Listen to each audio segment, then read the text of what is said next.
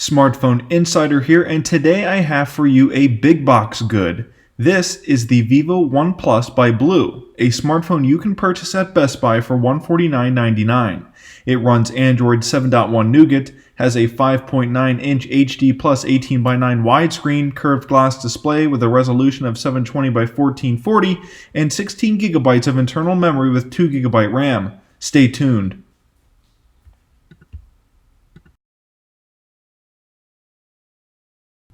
Blue makes a statement with each and every one of their devices, from the bold design of their box to selling a device with premium look and feel for $149.99. You're getting a device that looks the part. As I open the box, we're greeted with the One Plus sitting on top. When I remove it and put it off to the side, underneath it is a smorgasbord of accessories, from a slick pair of earbuds to USB charging brick, our micro USB charging cable, a sticker, and last but not least, a wild-looking silicone case, my favorite accessory.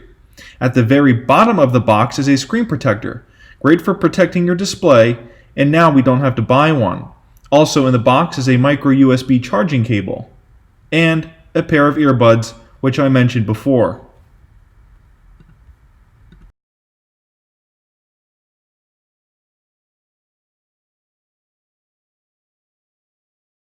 I peel off the wrapping, one of my favorite parts, and I am greeted with "bold like us." I set it down on the table, the color of the screen immediately apparent. When you turn it on for the first time, you can't but help fathom the rich color and detail of this 720 by 1440 display, from the blues to the whites and all other colors in between. Setting up the Vivo One Plus takes roughly 5 minutes, depending on if you want to enable the Google Assistant, sign into a Gmail account, and or add a fingerprint for added security. This phone does come with a rear-mounted fingerprint scanner. Unfortunately, it does not come with facial recognition. Depending on when you purchase this device, you will have to install updates. Luckily, because there were no updates for me to install upon unboxing and initial setup, I was able to use this phone immediately, a pro or con depending on how you look at it. The first thing I do as soon as the One Plus is set up and ready to go is test out the Google Assistant.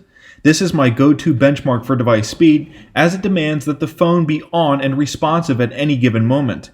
After the first couple of times of saying, "Hey Google," the device was unresponsive, so I tried saying, "Okay Google," instead, which unfortunately yielded no better result.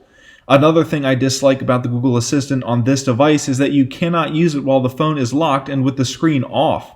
Locked and with the screen on is a different story, however, and I was able to activate the Google Assistant from the lock screen while the phone was locked by saying, "Okay Google." That leads me to my next point. 1. Google Assistant should be efficient on all devices. If my Google Home Hub can understand commands better than a smartphone, Google needs to ensure that its assistant works across all devices, including this one. Secondly, I really wish Raise to Wake was available for this device. I think Raise to Wake needs to be a feature of this device, or baked into Android 7.1 Nougat or Android 8.0 Oreo. In a world where software is king, take Apple products for instance, which run fabulous on older hardware, and take the Google Pixel 3, which uses software to enhance camera images. There is no reason this device should be as slow to enable the Google Assistant.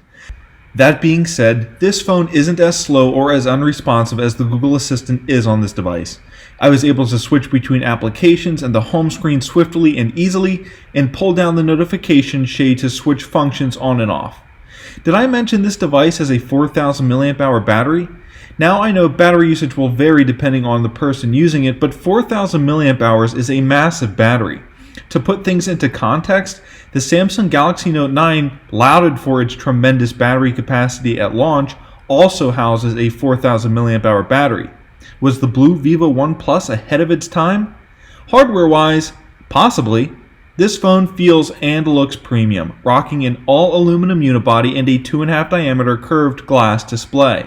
Where the hardware options fall short of tremendous for $150 is its inability to support a memory card above 64 GB. And don't expect to be able to use this device on a CDMA network. That means no Verizon, Sprint, Boost, or Virgin. The back camera is a 13 megapixel camera with flash, whilst the front sports a 13 megapixel camera also with flash. Great for vlogging in the dark or in dimly lit areas. One advantage to having a 13 megapixel camera with flash as a front-facing camera is you can use the screen as a viewfinder, which is awesome. To make a long story short, would I recommend this device? Absolutely. So I took you through the unboxing, the initial setup, and a bit of a first impression / review.